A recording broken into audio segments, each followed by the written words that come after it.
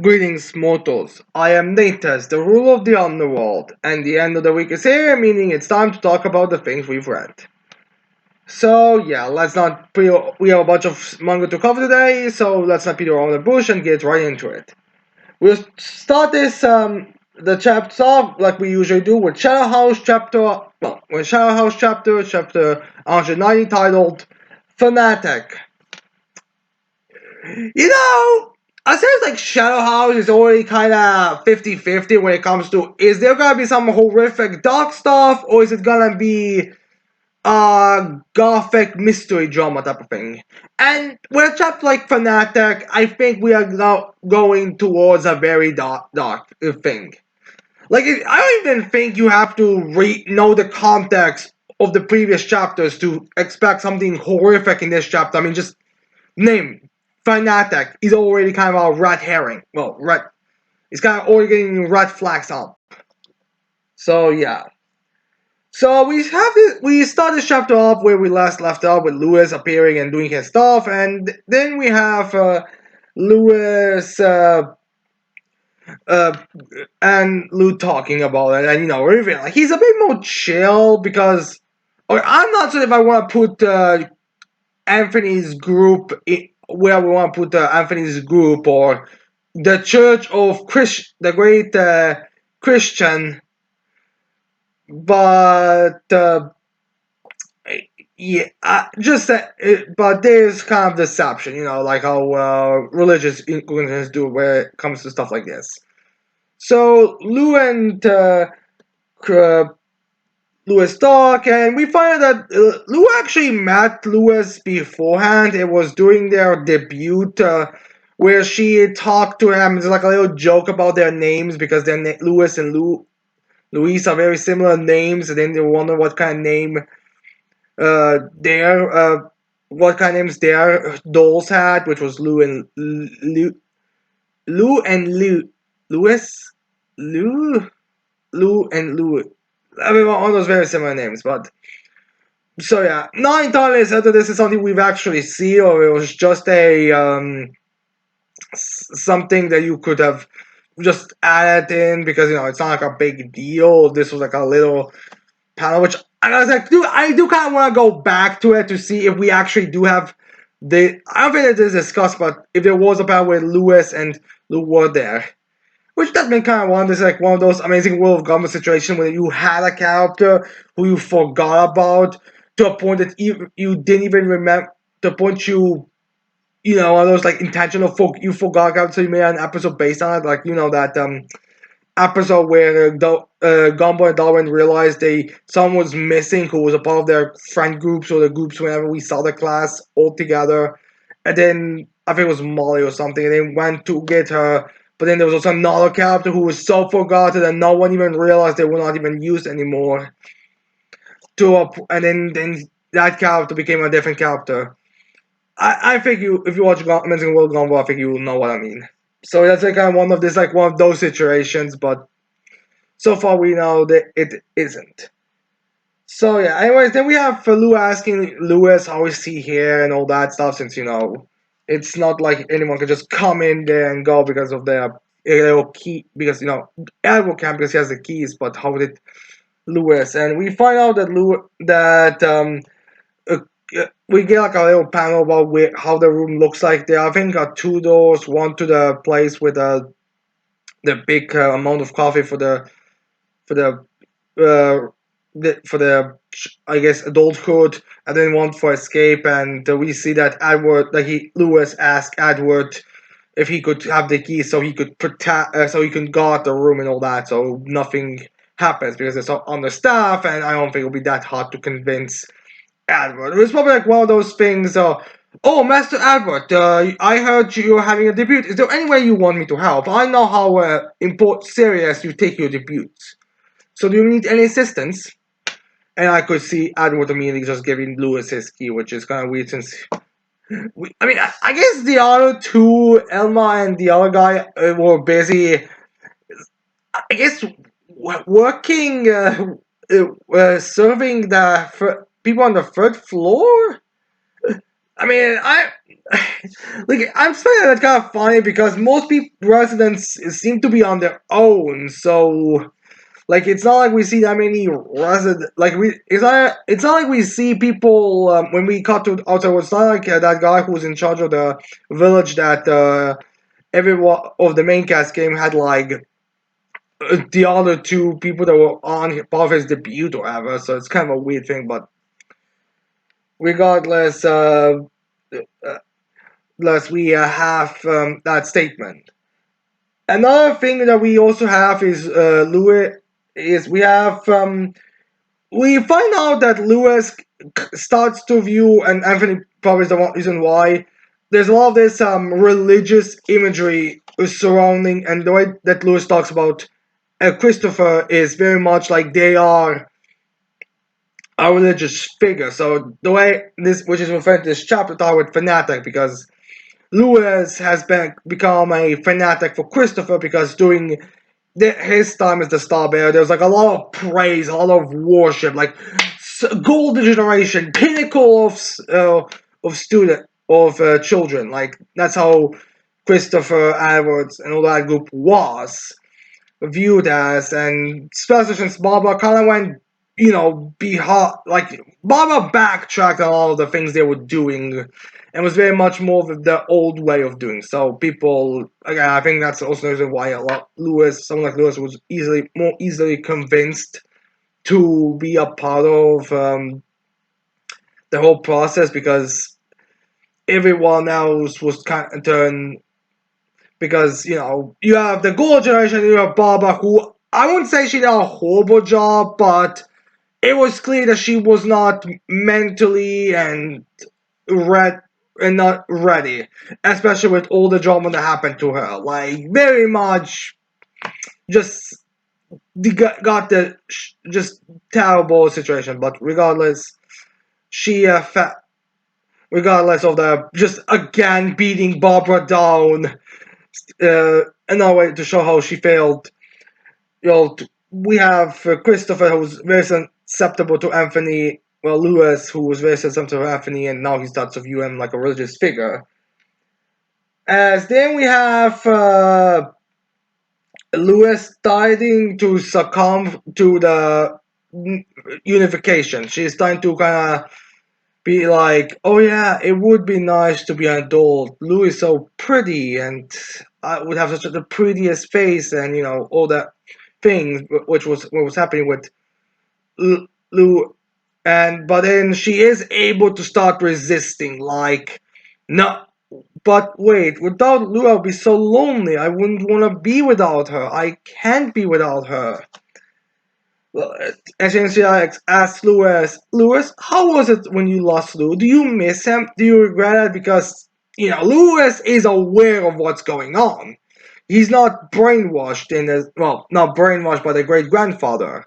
I think actually the first time as the old grandfather, so, it's that kind of situation. So, how does he feel about that? And first you kind of think he's gonna like start to question it, but no, we get an even more confirmation of just how fanatical he is because he has like this very panel that's like a very glowing, like very. It's supposed to be pretty, but it's also very clear. Supposed to be also a twisted panel. Like, shit, this guy's crazy fanatical. I'm talking, he would kill himself if Anthony asked him type of fanatical. So he just reinstates his beliefs and yeah. And then while he's reinstating his belief, we have a faceless doll showing up, and Lewis goes to unlock him, and it's revealed it's Anthony, and now Anthony's here to cause even more shit. Oh my god, these characters, these specials are gonna end up killing Kate and her friends, aren't they? So yeah, this chapter was a pretty, nice little chapter, good in between chapter. Nothing big, nothing dramatic, but finding out more about stuff and as well information about Anthony's kind of the side because it's kind of hard to get a read on because Anthony showed up, well, in season 2, and that's the first introduction. And since that was kind of the beginning, we didn't really know much. and then he was kind of unknown until recently when he reappeared and used Margaret and killed her in his whole little plot. And then and now we find out he has Lewis working for him, who is working for Edward, and no one seems to be aware of him from what we know. So yeah, it's a very nice little chapter. Then we have chapter the next we have with Shia, chapter 119, titled "Salvation to those who needs it the most." So we start this chapter off with Unilord, who's kind of giving us a briefing on what kind of effect stigma the Amarimarus island is having, where it's kind of starting to affect the weather with despair and grief of everyone being all over the place. And it's like, we have to do something about it. I don't think it's like a speed for stigma scaling, power scaling just yet. We'll get into it later. But yeah, Stigma's power is growing because of the island.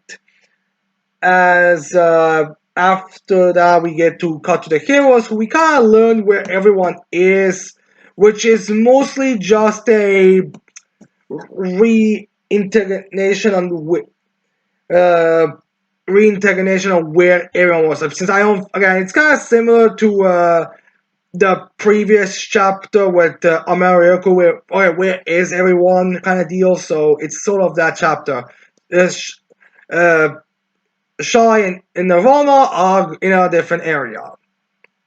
Uh, the what's his name? The French and the American hero are some are coming from that side. I believe it's I don't think we find out about Stardust where he is in this one, but it's if it's not the sincerity he was, and Spirit is currently being held hostage. Well, more being told to be a mother, but whatever. But they think of a hostage and whatnot. So yeah, we get we get this information, as we then have a bit of question about the Shining Six's position on Shy, because they know Stigma and Shine are kind of connected, or at the very least, like they were first questioning a bit because they were super angry when Shy pointed that out. But now, you know, you kind of cannot argue when all the facts kind of lead to it. Like all the Amarillo members are people who Shine failed to save. This book literally tells us details that reveals that. A girl in Turkey, or at least a girl from Turkey, that's blind and was taken to a church, and then the church got destroyed, and the girl, I don't know, traumatized for life because terrorists tricked her into bringing them to a church. And we'll find out Doki's backstory in a bunch of chapters later. Like pretty much the next arc, I want to say, considering how long of a gap it is between these things. But regardless, like Kuwabara's also backstory and all that. Like we find out a bunch of stuff about them, but that's like way later. So yeah. Anyways, the position on the Sign Shifts for this is basically like they want to save Shine. They don't want her to die the villain. They don't want her to end up like they don't want her to end her life being the villain. So they want to save her, and they are very angry. They're very sad about it, but they hold this same views. As another thing is, we have the Mexican hero, I believe, being very crying, as then we have the Spanish hero and going for the smooch and to calm him. And they're kind of like, we discussed about this, but they were like, well, we are a married couple, so why wouldn't we kiss each other? Which is a bit of a surprise to find out, because, you know, the thing is that for some reason in Shine, there's only like one hero in every country. So it's kind of like we're the two heroes from different countries are both married, but regardless, they are married. So yeah, you know, we find out the reason why they are married is because of Shine, which is the reason why they're so viewing her so highly and respect her. As we get Pavorel and Juggernaut's backstories, the two main heroes, as we find out that at first they were, I believe Juggernaut was a bodyguard for a Mexican crime organization, and Pavarea was a assassin for a Spanish crime organization, and they were.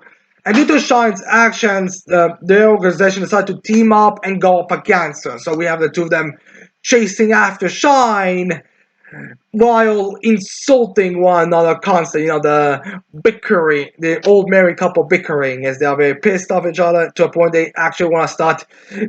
They stop attacking Shine, they start attacking each other for it. As Shine's like, oh, what the hell are these two doing? Are they having a love quarrel or something? As some other, some random fuck is like, oh yeah, I can now take out Shine because she's so close, my bombs are ready. And then he shoots and he thinks that he took out Shine, but he didn't.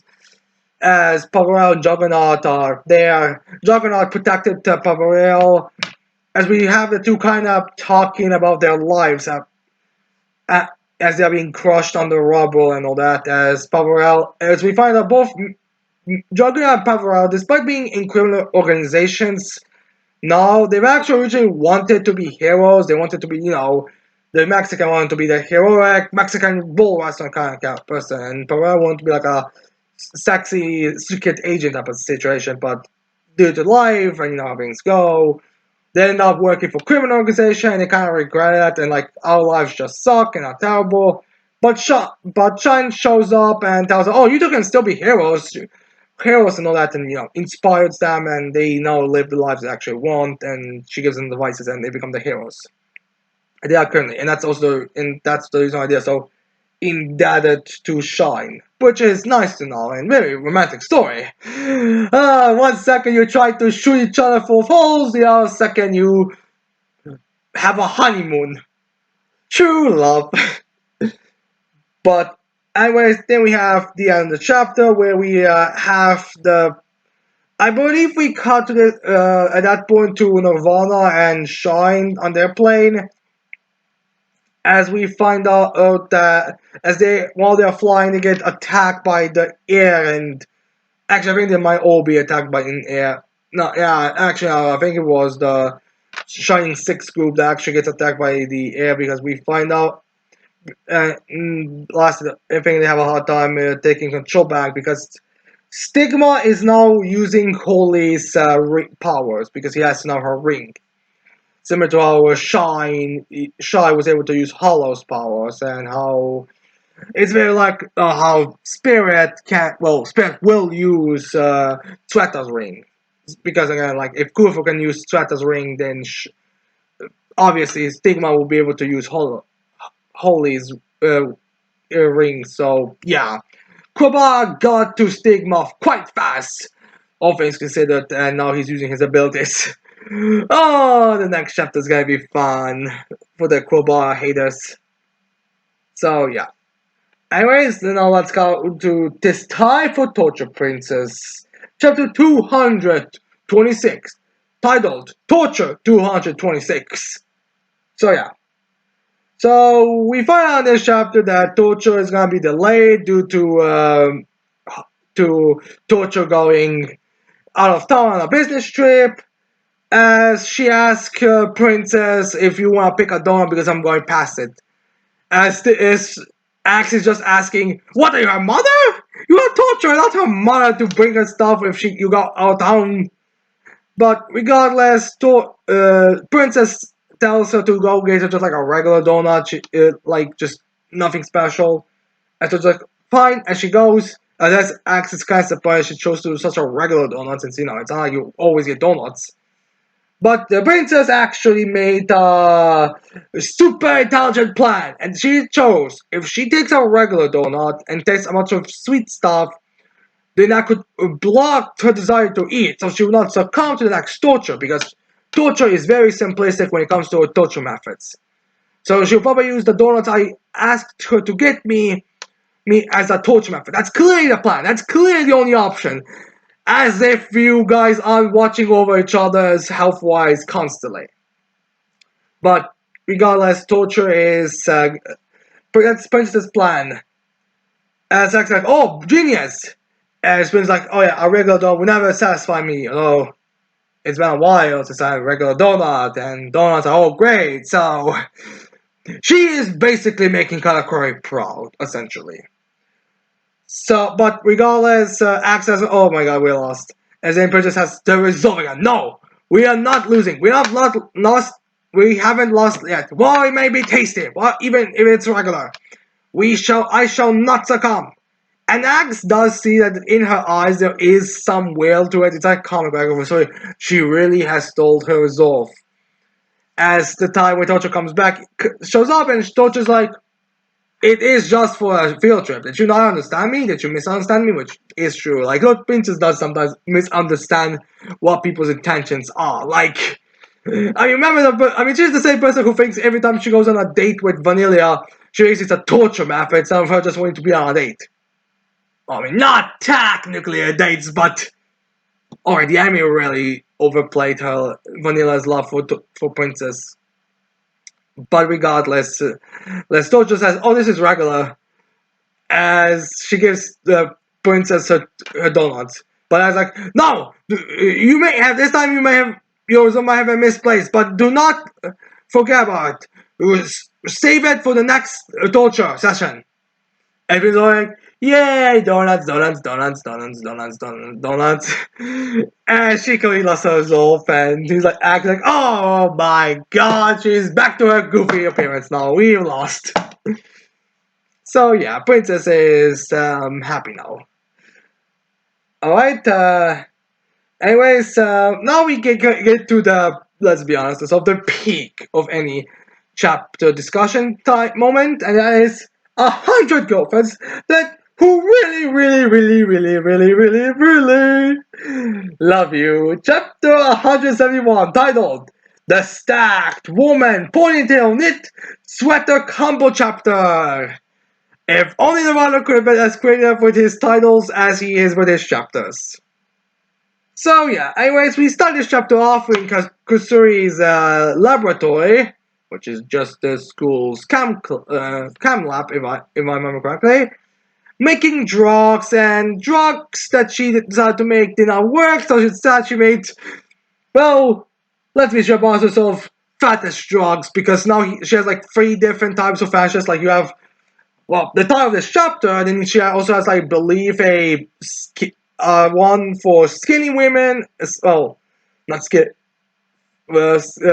skinny women, and for lollies. So yeah, and she's like, it will be fine. It's just, but the reason why she and part of those drugs, if you do not think this fetish is the best, you are going to end up dying. So she's worried about it, but she's like, no one's gonna drink it, so it's gonna be fine. Question: why do you keep a drug that will kill you if you drink it and do not think this fetish is the best? I mean, come on, woman, use common sense. Actually, common sense may literally not exist in this universe, so alright, you're forgiven, woman. But still, seriously, Kusuri, be a bit more logical about stuff like this. But regardless, as you might have guessed, Rentaro drank that for some reason. Maybe she gave him the wrong file. I mean, it wouldn't be the first time they drank something by mistake. And Rentaro gets affected by this drug, as they all panic because he could die. Which finally gives us what would happen if Rentaro got sick, what his girlfriends would do. And because of the unique nature of this drug that Kusuru made, it's decided that every single, is it, I think, E-cup or a certain cup size are gonna have, of the mills, are going to have to take care of Rentaro for now, as we get the greatest thing in existence. Thank you, Nozawa Sensei, thank you! As we have Momiji, the resident woman of culture of the crew, giving us every girl's cup size, or sizes. Not, well, I mean just cup. I think she just gave us cup sizes for their boobs, not everything else. And she gives us all them, and she ranks them. One from the lowest to the largest. As we have Kurumi and Karani both freaking out like, of course you had to gave us the rankings in order.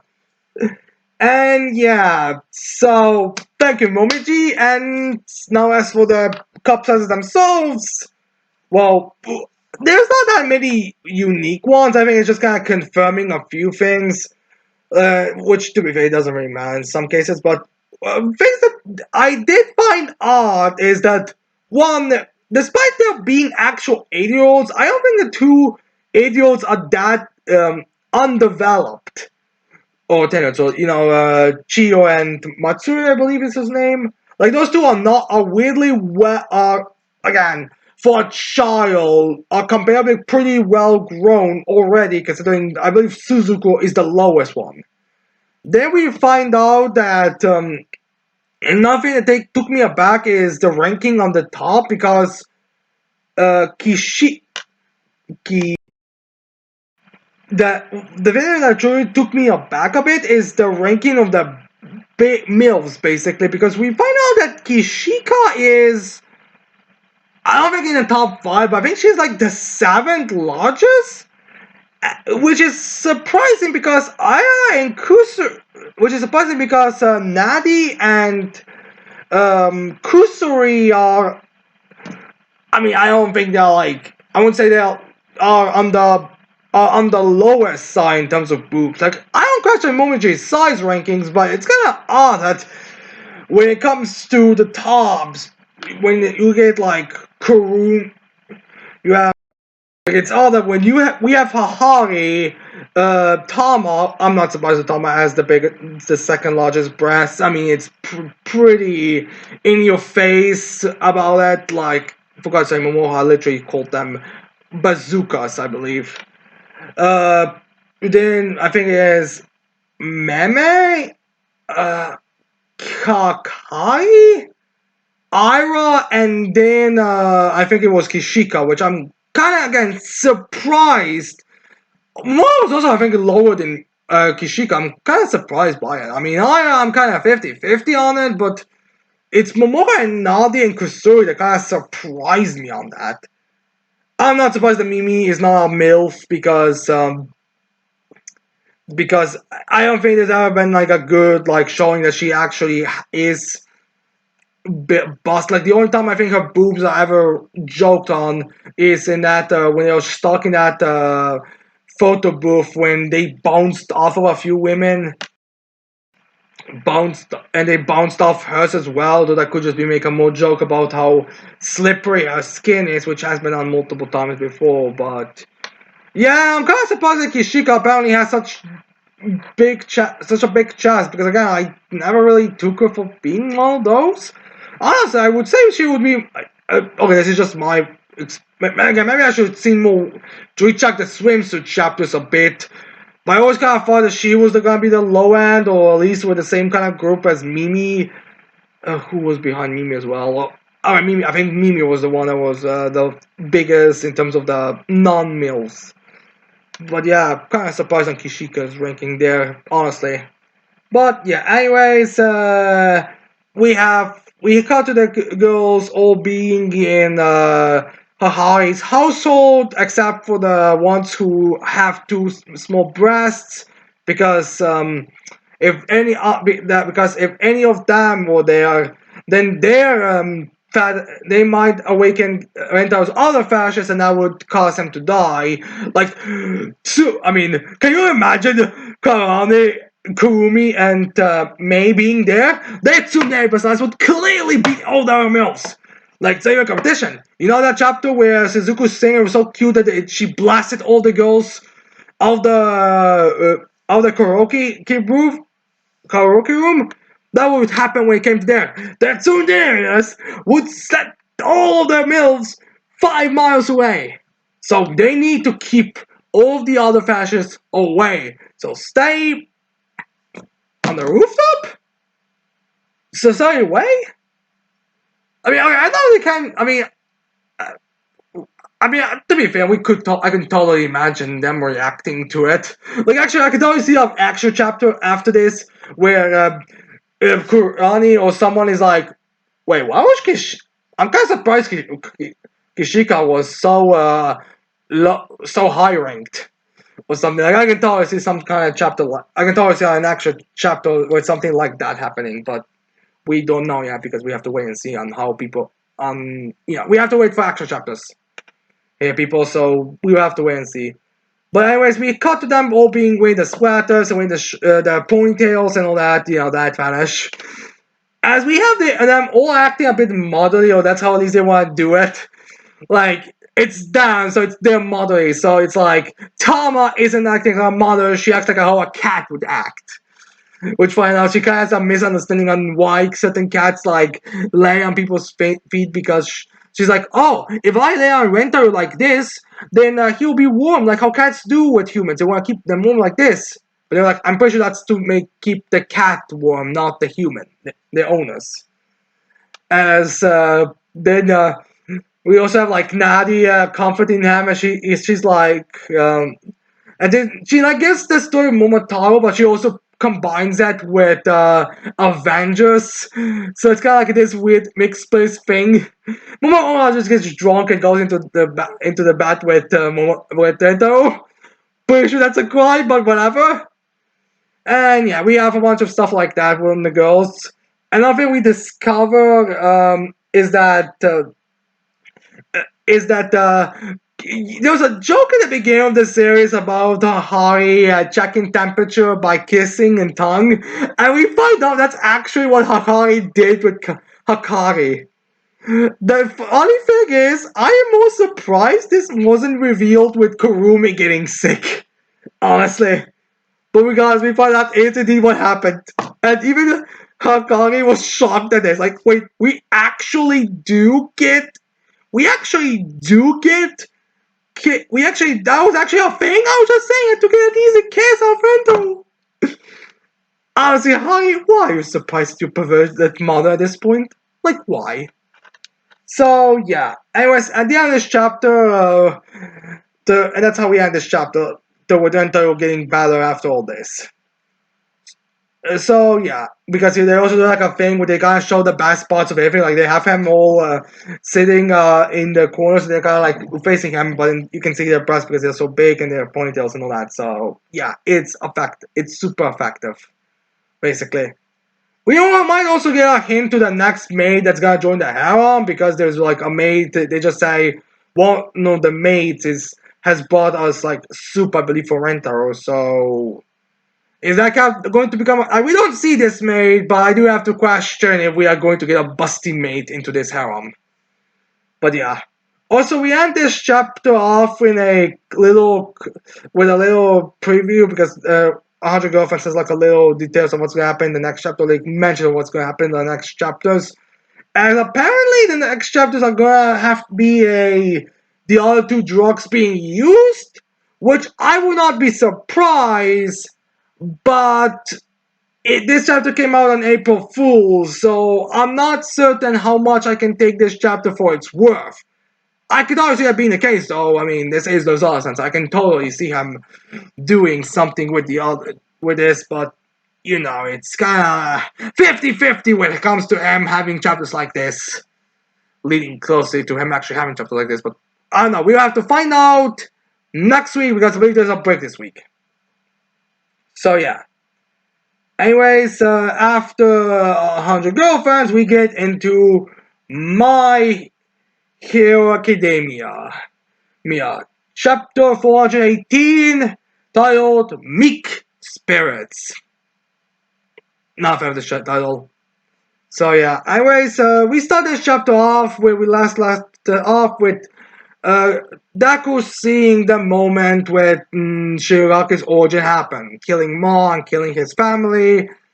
As we see Mon dying, as we see Shiraki's sister showing up in that moment where she's like, I'm sorry about being a telltale father, even though I was the one that was the reason why why we even saw that. I'm sorry. But at the moment where Shigaraki goes forward to that ends up decaying her, but luckily for the sister in his dreamscape, Deku is there and jumps in front of Shigaraki and grabs him by his hands. the quirk does not taking effect at Deku, but luckily since this is as Grimscape is not as dangerous. It's like, yeah, it's affecting him, but it's not as, but he can resist it. It's not gonna decay Deku out of existence yet. So yeah, then we have uh, Shiaki regaining the control of his younger self because the younger self was the Tenko was kind of acting the memory. So so Shiaki's like, what are you doing? I wanted to kill them. It was my own desires. It was me. You don't. Why did you jump in front? And Deku relates his speech, and Deku asks him, "What do you think will happen? Like, do you think everything can just go back the way they were? What exactly is your plan?" As Deku again, he doesn't know. He just thinks it would be better if you resolve this in a more peaceful manner. Kind of like Gentle in the Cultural Festival arc, where, Gentle. Okay, Deku did beat Gentle, but Gentle was not exactly like unconscious on the floor, being like, like, no, he was still able to use his quirk to send Deku away to not get into more trouble. Like, okay, the criminal is already captured. You don't need to just take them prison. Everything's fine. Everything's fine. Calm down. Calm down. Calm down. So it's kind of one of those situations. It's fine. It's fine. It was just a YouTuber villain. Everyone can leave him alone. Everything can go normal. There's nothing wrong. He's turning himself in. Just put cops, take him to prison, and blah blah blah. So I do think that's what Deku kind of wants it to happen, but he's not sure how everything can go because again, like it's similar to Toga. The League of Villains have surpassed what is the how much you can forgive or how much you can just accept. Like they are getting imprisoned for life, and everyone kind of knows it. They're too far. It's kind of like what a lot of series kind of forget when they're like, "Oh yeah, you did bad, but it's fine, everything's good." Like it's kind of like one of those they acknowledge, like, "All right, there are limits to how much bad you can actively do here. You can't just be like, oh, I stopped it before I killed anyone. Good enough, forgive me, I'm a good guy now." So yeah, we have characters straight up acknowledging like it's like nowhere else to go. As then we get a flashback with Denko and his friends and how they were playing Oma and all that. As we have Shoki saying the reason why he's still doing this and all this is because I'm doing it for the villains. I'm the hero for the villains. I'm doing it for them. As we see the main five members of the League of Villains twice, Nancy Ham, Toga, Darby Spinner, and Compaska all there by his side, saying that he's doing it for them. As we also get to cut to a bit of a real world thing when we see like some two people who are very down on their luck. I'm assuming at least they're down on their luck. Be like, destroy everything. Like you have one guy who's kind of looking at the phone, kind of something like, destroy that brat. Or another guy who's like internet nerd, like destroy it all. Who are both like down, like so that's like mentality. There are people who are like that. There are people who agree with destroy everything kind of mentality. It's not just Shigaraki. There are people out there, and Shigaraki wants to be the hero for those people. And while Shigaraki is in this miserable state and thinking about everything, and being pretty, vulnerable now, he starts getting some weird memories of his father, I believe. It was as his like I it's there's a bit of a gap between them, but I do think it's supposed to be Kotaro. So he's like, this person's like talking to him about the thing, and they have like a dinner. Like I think it's like one of those like, oh, a good, a high class, elegant dinner between friends or colleagues. I think it's just a friend kind of situation. They're like, yeah, my son still doesn't have a quirk. Disappointing, but not a big thing. But and while Thomas look at this, he's like, wait, where do these memories come from? I never had this. Whenever I was this size, I was already, well, No more Shigaraki. I was a child. I would not have been big enough to do anything of this. Or even my style, quite frankly. As we get our answers immediately, as we have All For One coming back, manifesting like the cockroach that he is, and as he consumes Shigaraki and Deku falls away, as All For One says, "Oh, you bad, you never followed anything on your own, you never chose anything on your own." So yeah, All For One, being the cockroach that he is back, and okay, to be fair, we can't all expect this. Like, not even like a certain, oh, how we think the story's gonna resolve. It's even just the fact that was mentioned. It was like one more card that the All For One has that he could play against Shiraki. So this card is now coming into play and is now when Shiraki is in his lowest mental state, is now coming into play and is now going to be used against him. And now All For One is gonna be able to take over the body. And yeah, and look at the Ross for the next chapter and the office translations. Things are not looking good for the heroes, I can tell you that, especially that girl. Like, not at all. So yeah, anyways, that's the end of the chapter of My Academia, and now to Four Knights of the Apocalypse, chapter 144, titled Cracks. Cracks in the family? I would say family drama, but I mean, Cracks works as well. So we start this chapter off again with Military holding Toei by her father saying to Sleazeback, "You prefer Nazians. Everyone who acts Nazians shall pay, shall die, shall face consequences. I will, deserving end of my wrath." And Nazians uses his chemical, some of his the things that to save Toei from her brother as Nazians protects her, and he's like, "Alright, I don't know what is up, Military, but I can tell you, but there's something very obviously wrong here." As Military is again pissed and he wants to go into Nazian versus Military round 2 thing, but this time Nazians is a bit more prepared, I would say, because he has like the antidote, because he realizes something is wrong, so he doesn't know what, but he's like, is it some kind of hypnosis? Is it some kind of drug that he has saying took in? Or he does not matter. So he just throws like a antidote to completely dispel any kind of thing that would affect him, probably just to calm him down a bit. As Military falls on the ground, because now he's like because he also removed that antidote that Military has to take to be able to survive in the fairy realm. So Northern thinks like, oh, it's fine, it's fine because just I dispelled everything that was in his system. So just put that drug in so you can kill yourself, or to function again. Because that's like that thing that was wrong with the previous fight, was the fact that whatever poison he sent to Military was just gonna be deactivated because the drug that Military has to regularly take. It really did nothing. So in this case, it should work more.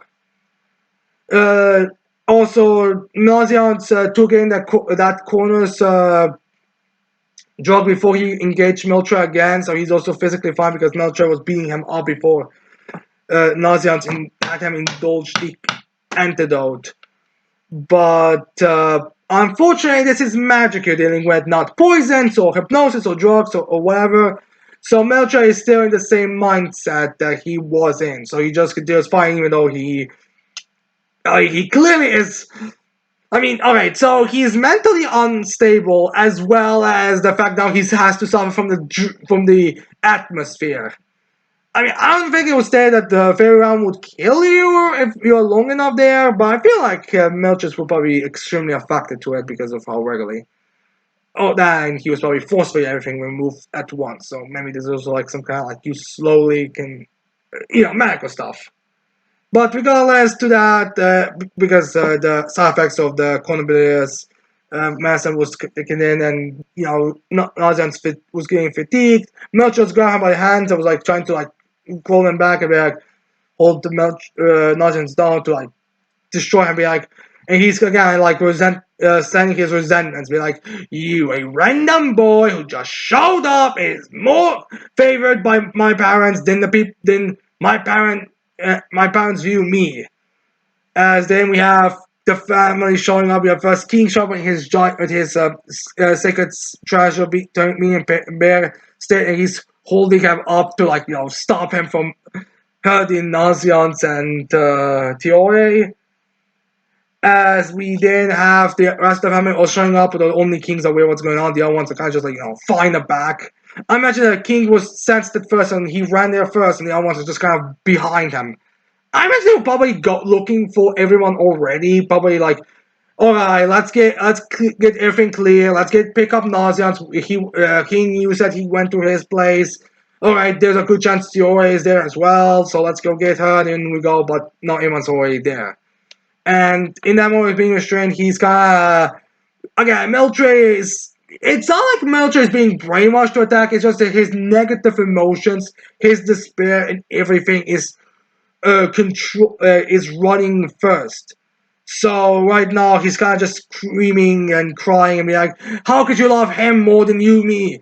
Even if he is your biological son, you still raised me more and longer. So why would you favor him over me? How could you pick him?" And logical reasons. Like even like again, if it was sad more, if it was a more satire, if it was more calm, if King and the Yan have asked and what would be the best course. Like this is something that they do. Like okay, I understand that these two that you could are keen to their idiocy to not being experienced and time. Like they are not aware of how long it has been since Nazian showed up. And I understand they do not know how to break all this information down, especially since Melcher says that he's the change, like he's a changeling. How could you not tell me that and all that? Anyhow, even Meltre right now, I think he's more just unstable because of it. Because of the magic. And while I think the initial shock would be horrible, again, it's like one of those things like, couldn't you two have at least asked someone? Like, couldn't you have sent someone, maybe King and, maybe Meliodas, Bond, or someone like, hey, Meliodas, one question. You see this Nazians who came here with the wonderful Knights of Corpses? Can you, he's actually our lost son that's a changeling that was stolen and swapped with a human. We love the boy and we love our human son as well, as much as everyone, as much as possible and all. But we would like him very much to be, but we would very much like him to be a part of the family as well. Can you perhaps, or at least inform him that we are his biological parents? So, could you so, do you have any ideas how we should break this information down? Like, just saying, like, I feel like there are people these two could have asked to know how to solve this faster. Especially since they seem to have been waiting for like a moment where, okay, alright, let's reveal this after we do some amazing parenting stuff. Because I think that's what King was actually planning to. Like, give the drug of Yor to Matt Nazians. Be like, oh, also, I'm your father. But yeah, it's just kind of like one of those things where it's kind of, wrong timing, dude. But yeah, anyway, King in this scenario, as Melcher is going crazy and, saying how much he hates and everything, he's like, yeah, I am what's King, like, thousands? No, I think that's Melon. He's like, what, 500 years old or whatever? I mean, he's a honed warrior. So, King immediately is like, Meldra, half of your rage right now is half of your actions right now come from your being on magic. Just hold still while I slam the chaos night it's solstice or whatever from your shadow because he looks like he's gonna go punch Melcher, but actually he goes into the shadow that Melcher was what the Melcher into Melcher's shadow, and all of the chaos sources I'm assuming they are because they're all flying, they're all just hooded, so maybe they are. I mean, like Jericho and Melascula both wore the same type of cloaks when they were first shown in that Leonis arc. But now it's supposed to done, so there might be some Chaos Knights there, but I think there's just a bunch of Chaos Sorcerers, honestly. It probably also makes more sense, if you ask me, for this kind of mission. But regardless, King sees everything through and is like, well, you guys used my son to sneak into Fairy Forest. This is a grave crime. Get ready for a severe punishment. As then we have all the Chaos Sorcerers, and I'm assuming it's gonna be like Chaos Sorcerers versus the Iron King's family. So not doesn't know how much the other kids are gonna participate, but I'm assuming they are going to participate in some way. So we can expect some fights. Now I'm kind of curious on how exactly the fights are gonna go because I mean, it's the Iron King, and I kind of don't see the two of them really struggling against them. Honestly, I could totally see King in the end finishing them off themselves. I mean, I would definitely say they're more than powerful enough. But I'm assuming there is some kind of... Like, I'm assuming they do have some kind of trick prepared. I doubt they would just... I'm doubting they just came there unprepared. Like, they did... Like, remember, the reason why... Ironside, Belgard, and the other guys were so unprepared against a sandwich because they were not expecting it. But here you're sneaking into the fairy forest to steal the drug of Yor. You must have had plans and things that could go up against the Iron King, even if you didn't know they had children that you could use and for your own purposes. So I feel like they will do something. Especially because a very familiar chibi creature has shown up. As we see in the final page of the chapter, that Chibi Percival spirit has appeared on top of Nauseance and Tiore. So yeah. Percival is back first. Yay. But no, there's... Okay, man, speaking, I'm not surprised the Percival is back. Like, we all kind of thought maybe we're gonna have a different cap to be a protagonist for parts of Four Knights of the Apocalypse, but I'm not surprised the Percival is kind of back. Maybe he's not fully back. Maybe it's gonna be like one of those, like, only parts of him are back, but I think we can... I think it will not be surprising if in a few chapters the real Percival will return in some kind of dire moment or something. Like maybe he'll heal everyone or something. I don't really know. I imagine he will come back, and I'm assuming that's where we're gonna get more focus on. Because again, like we've got... I mean, it's kind of... Like, we've not really seen much from the other Four Knights so far in this... in part 2 of the Four Knights, so it's kind of so we have to want to win. So it's kind of a Percival return. That's where we're gonna kind of focus again on all them. Which is kind of funny because we had Trish and Lancelot both mentioned that they have what they were doing after the whole Percival debacle, but I don't think anyone has brought up Gawain at all. I think Anne said specifically that Isolde and Gian are looking for where Tristan is, and they currently suspect him to be in some prison. Lancelot seems to have just been at home for the entire time. Gawain, I don't think has been brought up at all, which kind of makes me think that she might have just stayed in Leona's training? Or maybe somewhere like that? I mean, I thought it was that demon realm, so it didn't seem like she had a way to survive there without a goddess, but yeah, just kind of funny how that kind of went. But yeah, regardless of that little comedy from it, we have Percival back, and yeah, I'm assuming we can expect. I feel like it's likely that he will return the next couple of chapters. If he doesn't, I'll be really surprised. So yeah. Anyways, then we start getting to some of the Mashima series with Eden Zero chapter 282 titled "The Flames of Humora." Yeah, this is Lady First final chapter. Like I thought, this was gonna be like one of those Nico Robin versus Black Maria chapter situation. So yeah, we have this situation. We start this chapter off with Humora refusing to get down. Like she's not dying, but she's greatly wounded, but she doesn't allow it. So she stands back up and gets ready for a slice. Doesn't go into overdrive, but still she still stands up. And Lady Freya is like, I didn't give you fatal blows, because of it was kind of entertaining that someone like you showed up after so long, but I mean if you want to die and kill you right now, I mean you're dead anyway. So we reveal Humora's ability, and the reason why she's referred to as 100 arms and all that, as she reveals that she has like her blades, or I think it was her blades, have like the ability that they can transform into any weapon she wants.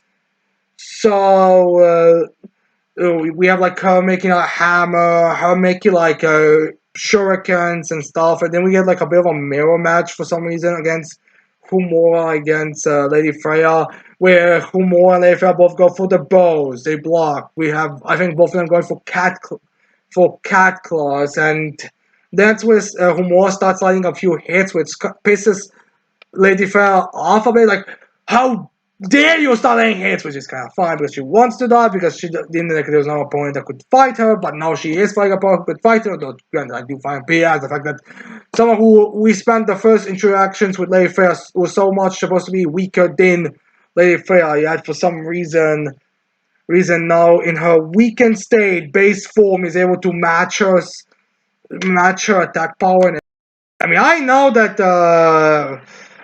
I know Mashima kind of is horrible at fights, but I didn't think he was that ridiculous when it comes to their fights.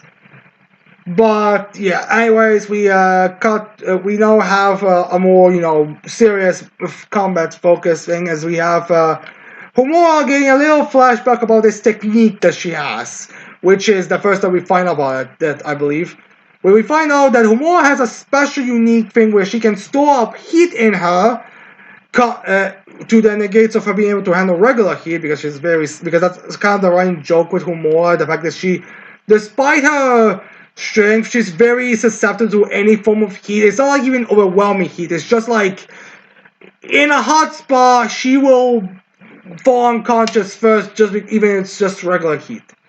So we have this type of situation going on here, where she can like store up heat for like one slice that's I'm guessing supposed to be like super powerful and super fast or something, because after this technique, she's able to cut Lady Freya completely down and beats her. Yeah, kind of like, alright, to be fair though, you could say this isn't a BS out of nowhere as put up a technique, because it is something that we've known about Tomura for a long time, is the fact she can't handle heat very much. But it's kind of weird how, I guess we even capped that with her weak personality, because how else do you explain her being able to not?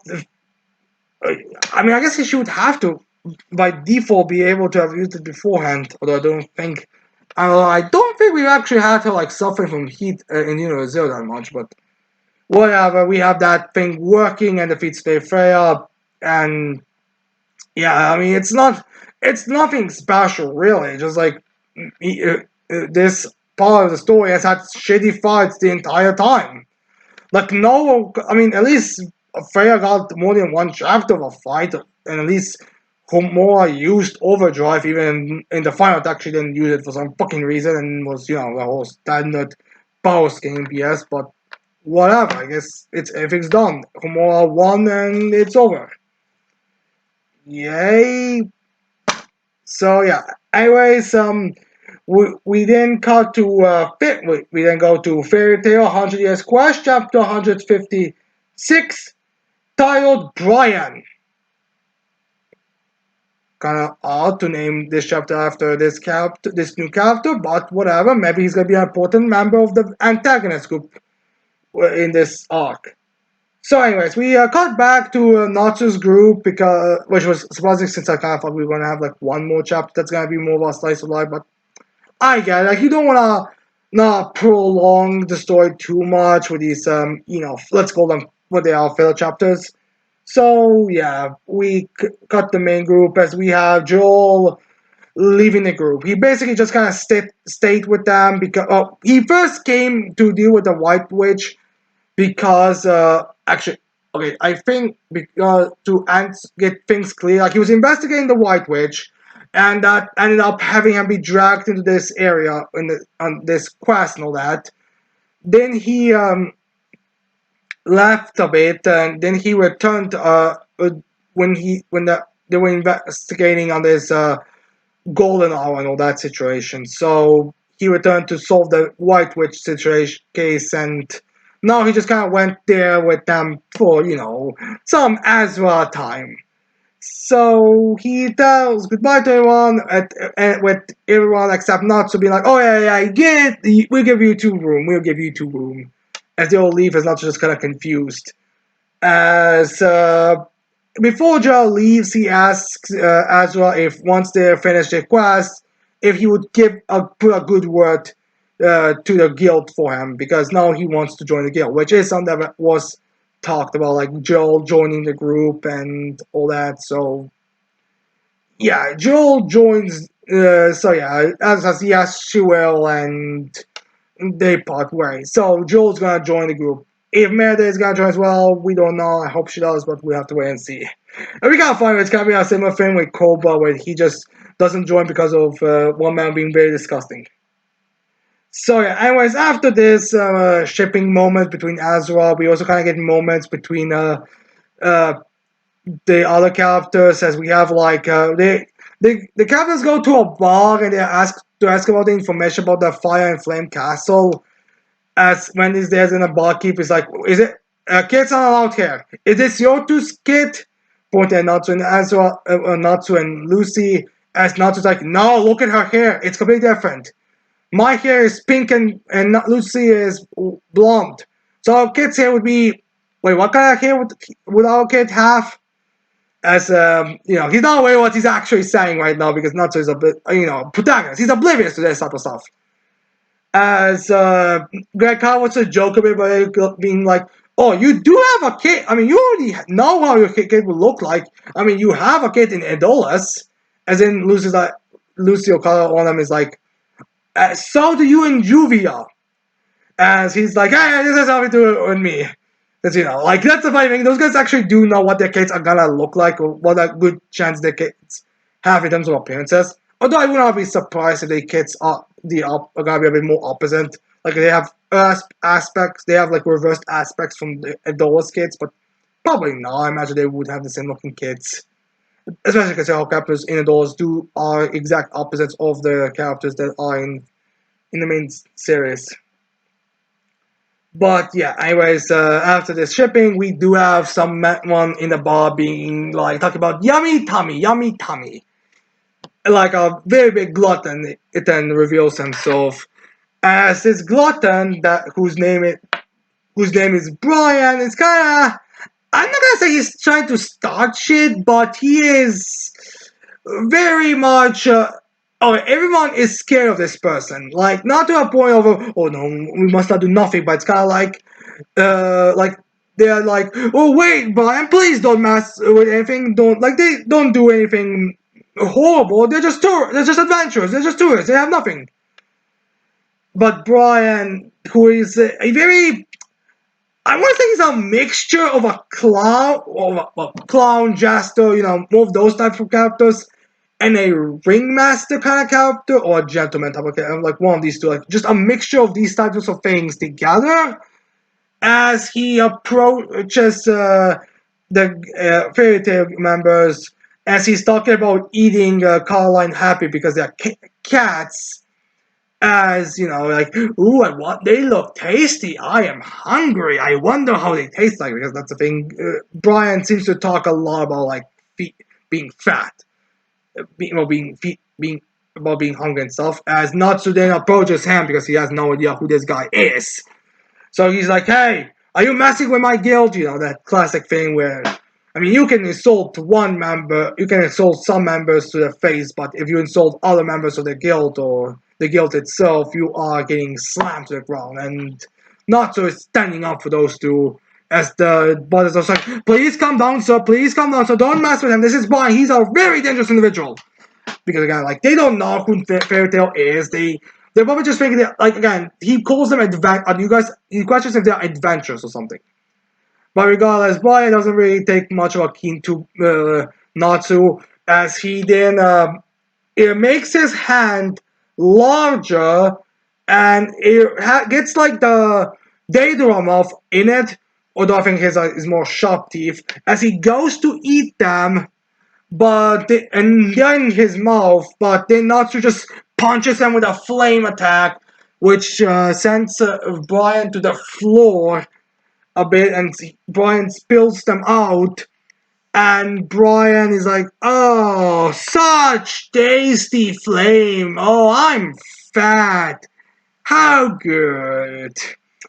My apologies for messing with you. I'll be taking my leave now," as he just casually walks away. And okay, Brian really is likable in this chapter. Like, I mean, he's a cannibalistic psychopath, but I do like.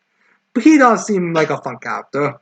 Well, he just kind of casually leaves, so he's not one of those super pissed off, angry people, because the way it is a real explanation of what exactly happened with a bit when he's saying it looked like he ate or absorbed as soon as Natsu's fire hit him, he absorbed Natsu's fire, which is a feat because Natsu's flames are very powerful and all that. So even just like a regular punch for a douche in the face, it's kind of an impressed, it's still a plus feat to O damage, which makes me think that Brian and Natsu gonna fight, which I feel this is gonna be like a Zakko situation here with Brian Natsu, but regardless, Natsu, they're kind of the bartender tries to kind of, oh, it's a good thing no shit was started out. Like, he doesn't, it seems like this is a more regular thing that happens. It's just not really a problem where people start shit. It's more that the Dark Guild that Brian in belongs to, as this bartender tells them that Brian's a member of a Dark Guild called Fire and Flame. Okay, seriously about that. Okay, bartender, they're asking you about Fire Castle, and you have a Dark Guild titled Fire and Flame. I'm not certain if the guy didn't even want to mention them because he knows how dangerous the guild is. Because he didn't seem to. I'm guessing wasn't. I guess he just kind of tried to ignore Brian in the corner. Like, he doesn't refuse Brian anything, but he was like, "Oh, Brian, please don't start shit. Please don't kill another group of kids. Like, I'm pretty sure this one isn't even. I have no idea why there's like. This one isn't even supposed to be here. It's not adult establishment, for crying out loud." But regardless, there's this Dark Guild, and this is the kind of evil group. And I think this is pretty safe to say this is like Ignea's kind of guild that he has. Not entirely certain what their relationship is with Ignea. If this is like a group of people who worship Ignea, or kind of like Dark Avatar worship Zareth, or if this is something unconnected. Because again, like, it's weird that Ignea would have humans working for him, especially with his goals. Although maybe there is something less humanoid about these characters. I could totally see them being kind of like dragons as well. I mean, we know that dragon gods have children. Selena had children, and we can assume they maybe have the ability to transform into humanoids because it's descendants or something, or use some kind of magic to transform themselves into humanoids to live amongst them for now. But regardless, I think it's safe to say this Dark Guild Fire and Flame is what connected to Ignea, and they're all gonna go up against them because one, Fire and Flame is what I believe for Signario's sister said when they revealed that they were working for Ignea, and Fire Castle, Dark Guild, Fire and Flame, kind of connected. Like, the guy may not have known, like the bartender may not know about the Fire Castle, but Fire and Flame, Dark Guild, Signario said Fire and Flame, they work for Ignea. I think we can all safely say the connection is there. The question is this like Ignea's private group that works for him separately to infiltrate human society, or is this just a bunch of people who worship Ignea? That's the question that we have to answer. But outside that, I think it's safe to say there is a connection between them, and we can expect the Signario sisters to be there. I can already see like Brian returning to his guild, And then we see Signario sisters there, and they are like giving their load on everything that happened to them after they were brainwashed by VNS. But yeah. Anyways, now we get to the Double C series with the series as the C in the beginning, and Chain. So yeah, we start with Chain's Soldier, chapter 129, titled Vavara Slave. So like we concluded the last chapter with Vavara asking Kyoka if she could have Yuki so she could help Kyoka's ambitions. So we first saw this chapter in a similar way, how we end up, we'll start the last couple of chapters with something, more, something, kind of some, talking about something and then going into the actual topic, the meat of this chapter. As we find out from Mia and Ram, because they have similar hobbies, so they hang out about watching cute animals on stuff, so yeah, we have them, those two like getting together and talking, playing with dogs. And yeah, Ran asks Mira if that Tenka's been acting odd. So similar to how Vavera's powers weakening was kind of a thing that everyone kind of knew about. Same goes for kind of Ran. She's kind of suspicious about Tenka. She finds her behavior kind of odd. And while Mira says there isn't a difference in the behavior, I mean, we have very minimal knowledge on Mira Tenka's behavior right now because we only had like one odd interaction, but regardless, Mia says there's nothing wrong with that. But I do question if Mia didn't notice something else about Tenka, because like she's like one of those weird ones where I can kind of see joining Kyoka's side group because there is build up for an infight amongst Meito Defense Force and Onmages and all that. Because she refers to because when she, after her meeting with Ran, she goes to Kyoka and informs her about the Tenka comment, and she asks if you're also connected to Tenka. So I do think that Mira just played dumb because she has no idea. So it's like, no, I thought she kind of looked the same, even if she was kind of suspicious as well. So Mia talks to Kyoka, and she's like, "Are you gonna start infighting right now with Ran because acting odd and all that?" And Kyoka served also that she and Tenka. Kyoka served also that her and Tenka are cooperating on something, but what they cooperating is an unknown to everyone. But Mia just like, don't infight, don't cause chaos. Like, I understand that Ran is extremely arrogant and you definitely would have an issue with her ego, but do not start it. We have to deal with the Thunder Gods. Which is again, like, I'm not saying this is kind of a lot of repeatness from the last couple of chapters about the Thunder Gods, which does make me kind of wonder where we are going with it for the future, especially consider the last page of the chapter. But Kyoko just also, do not worry, I'm well aware of the situation, we'll not be infighting. Well, she doesn't say yeah, but there's not gonna be issues. As we then, we also have like a little thing to keep the oddness about Tenka open because we have, they have the training with 6th Squad on that day, and Yuki goes to the baths, but Sahara and Yuchira are there, and those two didn't put, and Sahara didn't put the sign that it's occupied, so Yuki doesn't know, and he has that whole, they're naked joke and all that, and he's a perv and all that jokes, and they also mentioned that Tenka has some paperwork to deal with, so she's not here, and Yuki finds that odd behavior. So again, like, I kind of suppose Yuchira and Sahara don't seem to notice it's odd behavior. Or maybe they're also kind of like keeping it on a down low, similar to me, or it's like, do they know or do they not know? So yeah, anyways, then we have Vera and Yuki's slave thing, as we have Vera's slave form for Yuki is Kumainu, which makes it some kind of religious thing, which is a Mac.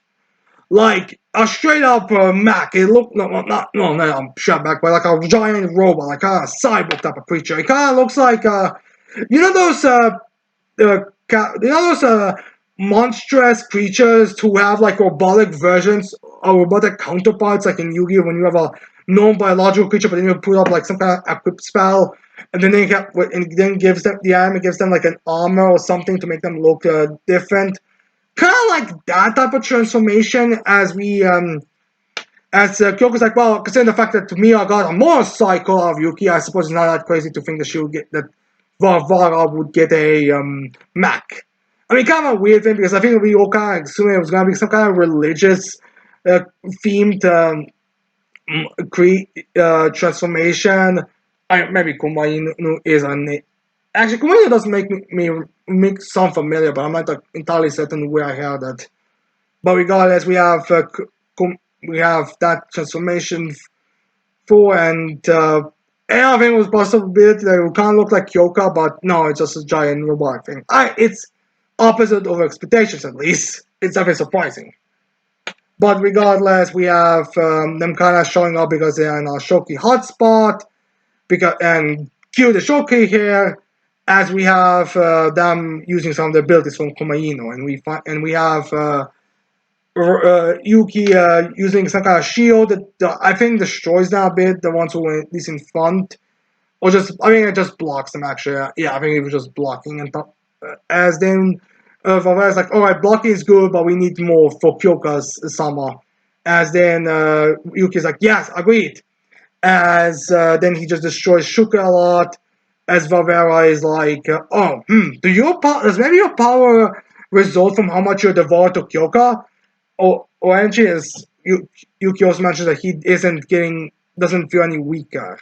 Which I'm not entirely certain if I would give that praise to Kyoka because, it was mentioned that they got a power boost from multiple gods in Yuki. So I do have to wonder if this is more of the power, but they're just assuming it's devotion. Like Yuki again, the gods said they can't do anything, and they will be giving him more the power. And Yuki is aware he gets more power from the gods, but again, how much of this is connected? How much do they connect with one another? So Yuki, so yeah. Then we have another Shoka showing up, who's one of those special Shokai to show that they are a bit more powerful. And this one is just like it kind of just looks like a hairy Shokai with a more humanoid face and a bit more of a Japanese style. But regardless, Yuki says that there's like one more technique he has in this body. And we have Avera transporting them and the Shokai. Not certain if Kyoka joined as well. Maybe she did, maybe she not. We've seen the next chapter for the reward section. But regardless, they are there as we have this Shuki there, as then we have Yuki using this form, some kind of holy attack or something, as it destroys the Shoki. And then we get to the final page of the chapter is very interesting because we once again, the way this attack was stated is that it only destroys pure evil creatures, meaning and Yuki feels like it will not work on a human. Like this thing, like when this blast went inside the Shokai and blow it up. And they explain it with that and saying that it's like one step closer to Kyoka's ambition to wiping out the Shoki, which the thing that I find interesting about this is because this isn't the first time that Shoki were explained to be like just pure evil monsters. It was in anime where when they were first revealing the humanoid Shokai, it was said like, no, Shokai are not humans; they are just monsters through and through. Yet, weirdly enough, I don't believe it was ever shown, explained, or anything like that about where the Shukai come from, because there has to be a source for it. And while you could say it's the mysterious mother creature the gods of thunder have been mentioning, well, the thing that doesn't really work is the fact that the gods of thunder never talk about Shokai or treat Shokai in any way that implies they are more connected to this mother person, as they are towards each other. Like, the way they kind of treat Shokai and the humanoids, Shokai, like the Oba and the other members, it's kind of like the same. They view them as tools to use to bolster their forces. in a way, it's similar to, in a way, the same way as the devotees. So I kind of have to question if Shokai really are just monsters and not just some kind of corrupt government experiment. Since, let's be sharp honest to ourselves, the reason why peaches are being taken and eaten are mostly for Shokai purposes than anything else. So, yeah, maybe I should honestly do a fairy video about the Shokai for Metal Defense Force. Tell me in the comments below if you'd be interested in a fairy video about the Shokai. But yeah, I do have to kind of question on it. So yeah, it's like this weird sort of constant mention about this because this isn't the first time. So is there gonna be some kind of dark thing about it? That especially since it's was stated that I believe over the translation is the IRAT, which means that maybe there is some mistranslation, but it was stated by Yuki in the first chapter. I mean, it was the first chapter that it was decades since the Gates to Meto appeared, so at least more than, I want to say, if you're going to use decades in a plural sense, I kind of want to say it was at least over 24 years. But and I don't think any of the oldest people, like, alright, ignoring the Onmo Agency woman, because whatever she says could be taken with only half grain of truth because of, the whole way the story's going forward down, at least what the future is.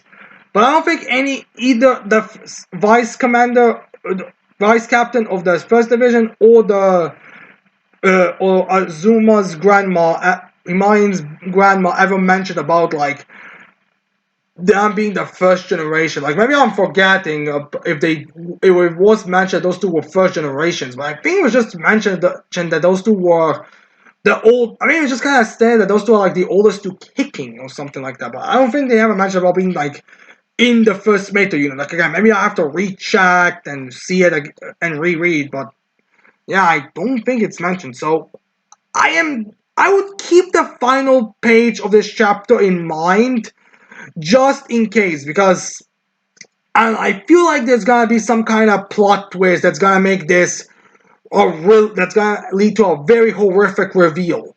Especially considering the fact this is the Rite of a Kamaga kill, and I mean, I know he's remembered for his waifus and overly killing of the protagonist in a Kamaga Kill, but the guy could really write some fucked up stuff, so I would not be surprised if something really fucked up is gonna be revealed for this origin of Shokai later in the story. But yeah, anyways, now we have the other Chain series with being Chainsaw Man, chapter 161, titled Chainsaw Man Puzzle. I would call it comedy gold because this chapter is just hilarious, but if you want to call it Chainsaw Man Puzzle, you can call it Chainsaw Man Puzzle. So yeah, anyways, we start this chapter off with the surgeons finishing their operation with Danji, as they are like, I'm guessing putting the final box limb into the box and putting it, and well, I'm assuming put the hat in the box and then putting it in the pile. And they're like, alright, we've done our work. Take 5 in 1, they are intruders, so we should probably get off here. But the intruders show up immediately with all of their group is there. And they're like, right, raise your hands or you'll be cut down, as Katama wants to intimidate them and all that. As we have them all like scaring the doctors with doctors already they can't do anything. But the doctors, one day point to the Chainsaw Man box because they're even like Chainsaw Man boxes over there, as they're like Chainsaw Man boxes. As they look at the boxes that were stacked up, but unfortunately, when they broke into the lab, they see there was falling. They fall over as the head doctor says, "Well, he basically pulls out Takimi Kuruya from Death Play, and like, I don't care if you guys have devil powers, devils or whatever. Apologize for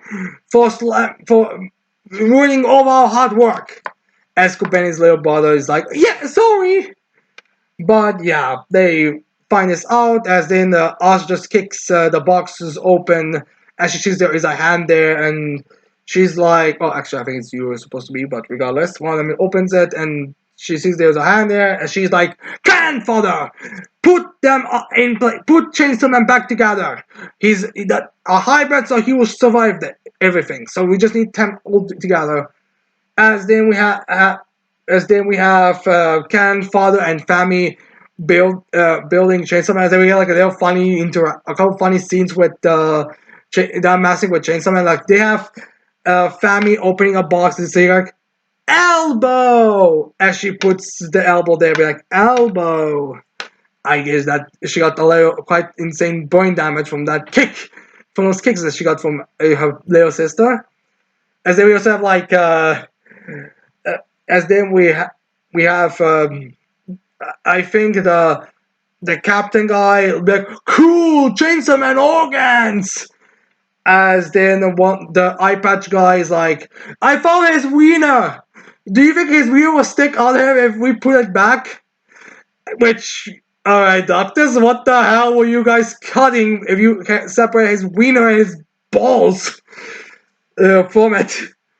But we got the Skatama hears this and he's just like, no, stick it up his ass! His ass! You remember getting his balls kicked out of his skull flashbacks, I'm guessing. As he was like, no, we have to put him back together to be fully capable. I don't want any weaknesses. Yo and us are not beating Chainsaw Man's girlfriend allegations, are they? Like, even the ending with panels with her in this chapter are not helping them. But yeah, then we had like a little funny interaction between the Nail Fiend and Euro, where she's like, you have no game, probably because you're in high school. As he was like, I have game!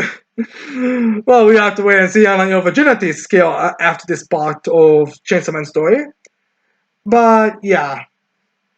As then we have the hat guy, the hat cannon father guy, opening up boxes like, wait, no, actually, I think it was Kuban's there, but I was like, oh my god, it's a hat.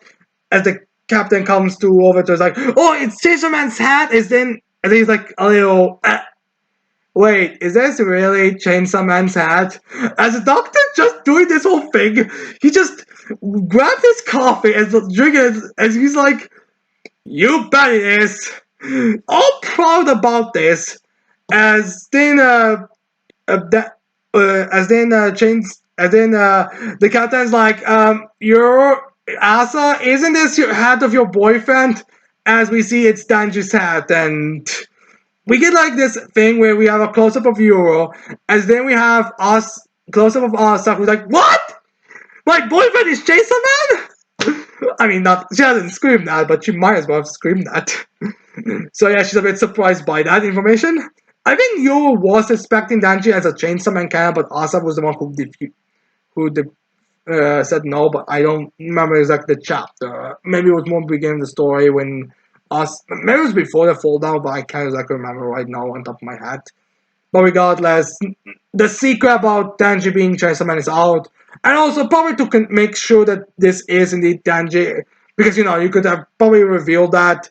Maybe it's just some random, because I feel like if this wasn't revealed in this chapter, we probably have like this thing with everyone's kind of theorizing if this truly is Danji, and not just some fake person that had like chainsaw, was like a fake Chainsaw Man or something, or those chainsaws obviously, because also of the heart, because we do have the heart being shown and say how it operates this chapter, but it could be something else.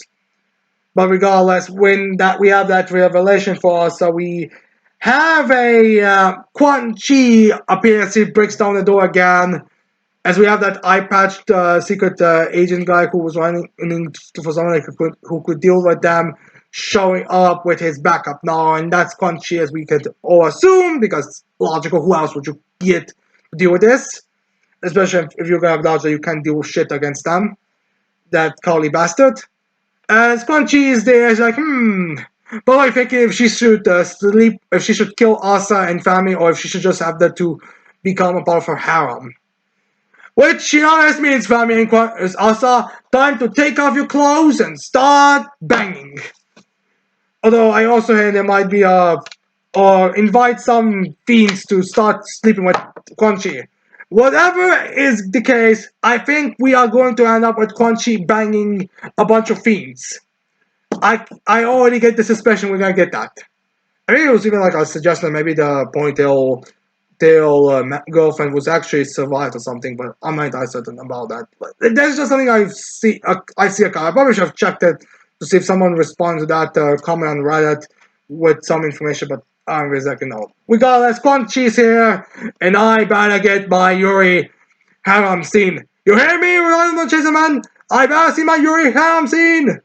It's literally been since uh more than half. Oh, alright, more than half was over half the volumes from the last one.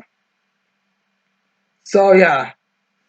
Anyways, now we get to the final three chapters of the week. Final three, as we have Dragon chapter 11. No rest for high schoolers. I think this is rest. It's just you guys want to do activities on your weekend. So yeah, anyways, we start this chapter off with the horn lightnings finally starting to kick in as you have Ruri and her mother like running at full speed ahead. Run, Ruri! We cannot let the electric shock activating here. We really should have been closer to the rooftop, honestly. So yeah, we have Ruri go. We have. Actually, no, I got confused a bit. My apologies. This is actually a different chapter. This is I don't know how I did this, but I missed the two chapters.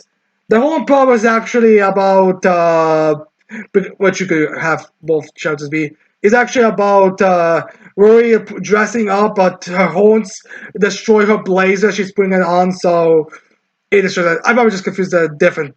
These the last chapter, this chapter both start with dragon things becoming a problem, so I just mixed the two up. As we have the horns getting destroyed thing, as the Rui has to go to school without a blazer, which thank God she can actually do.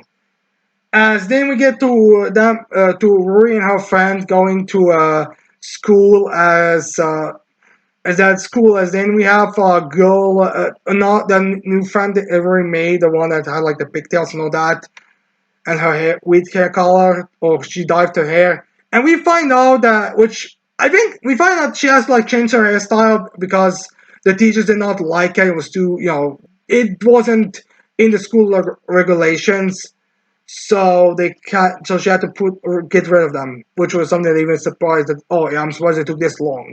Which I feel like is supposed to like power real life because you can kind of view like your Ray's dragon transformation is kind of like allegory for growing up and like how you get puberty with Rory's horns being made instead of her blossoming. It makes me kind of wonder how she's gonna look like a dragon. So yeah, I kind of wonder if this is kind of like supposed to be a similar thing with the dragon where she has to kind of accumulate again, kind of like those accumulation type of situation, but it's still an early thing in the series. I'm actually just kind of done for now, but we'll see how far this is gonna go.